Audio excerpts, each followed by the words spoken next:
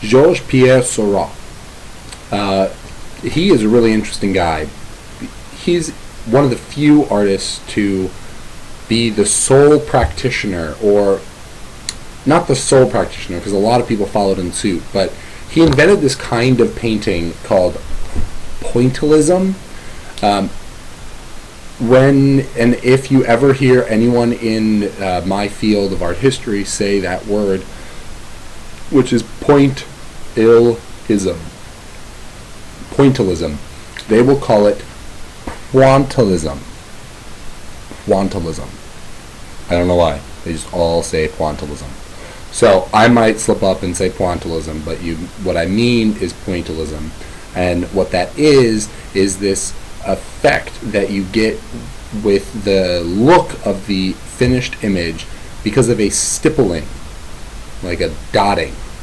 So and this is perfect because I have a little blue dot on this pen, right?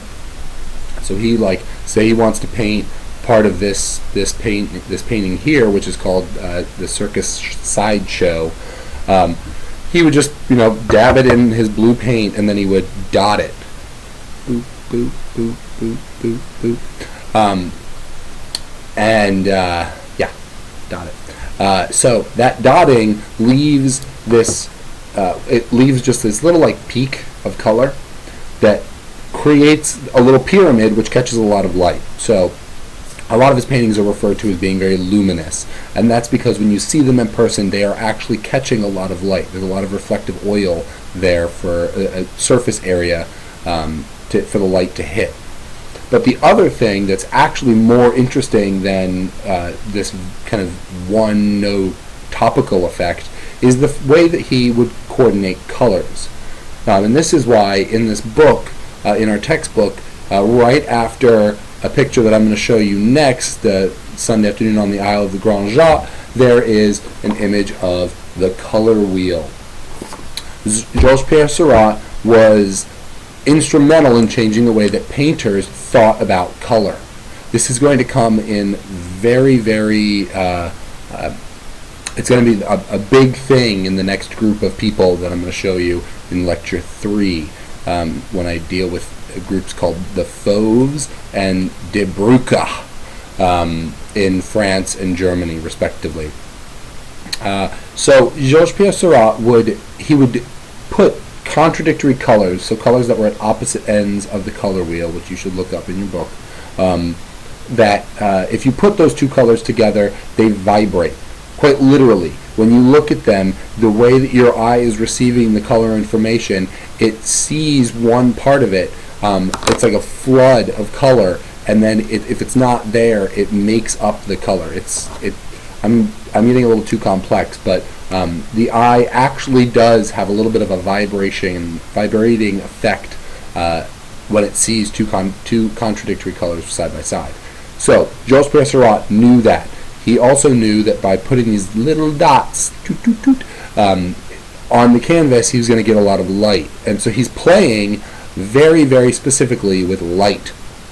So where Van Gogh brought from Impressionism, from the staccato brushwork of Renoir and Claude Monet, he brought with him the expression of the staccato brushwork. Georges-Pierre Seurat brought the light.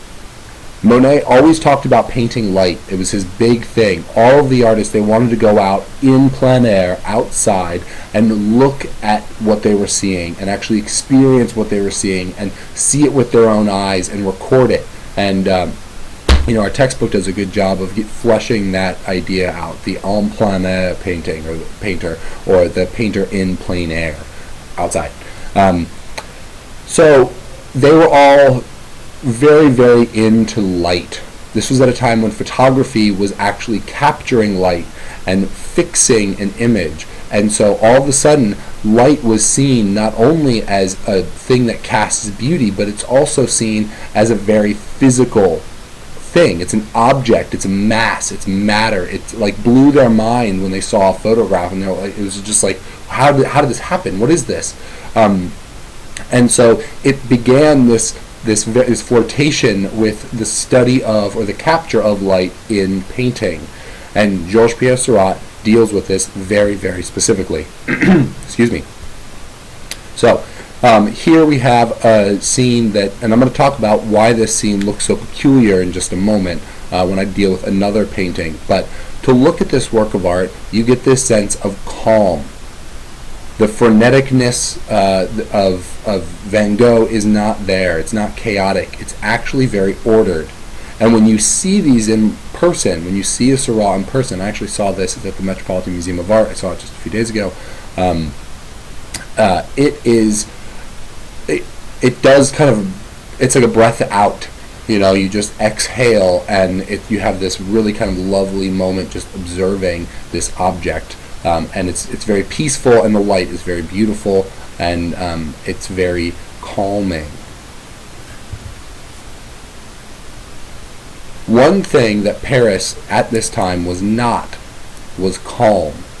There's been a city where Paris sits for thousands of years, and as you added trains, as you added taller buildings, as you moved industry forward, Paris got very, very chaotic. It got very full of people. It got very dirty. One of the things that Georges-Pierre Seurat does in his works is he removes that veneer of dirt. If you look in the very background of this painting, you can see what probably all of you saw immediately, which is a smokestack. Your eye is supposed to go directly back to that smokestack. You're supposed to see that smokestack first, and then as your eye comes back and adjusts to the very flat surface of the painting with all of these little stipple marks, you begin to see all of these people that are sitting near this smokestack. Now for us, a smokestack is a smokestack. They've been around forever. But for these guys, it was new. It was brand new. It changed the landscape in the way that a lot of us have had conversations about, you know, the development in Portland, the high-rise building that's going in the Bayside neighborhood of the peninsula of Portland. That was a big conversation because we were changing the landscape of our terrain. We were changing our city. And for Paris, there really wasn't that much of a conversation at this time. The industry was buddied up very closely with the politicians, and that happened. These people sitting in this riverbank didn't vote on that. They just had to deal with it. And so all of a sudden, the landscape in Paris was changing. And because it was changing, the artists, Georges-Pierre Seurat included, decided that they needed to capture that change. Now, obviously, this was something that Claude Monet did when he painted inside of the train station Gare Saint-Lazare, which I showed you. You know, he's capturing the speed and the steam and the glass and the structure and all that stuff. Urbanness. He's capturing urbanness and its urgency. Georges-Pierre Seurat in this work is actually trying to remove that, so that instead of focusing on the fact that things are changing, we can focus on how it looks that it's changed. What does it look like now that we have a smokestack? You know, this bathing spot had been a bathing spot for a long time, right? It's the river. It's the river that they all would go swimming in. And now the landscape of that river is different. Not because the river itself has changed, or even the shape of the shore that they're swimming on, but because the background has changed.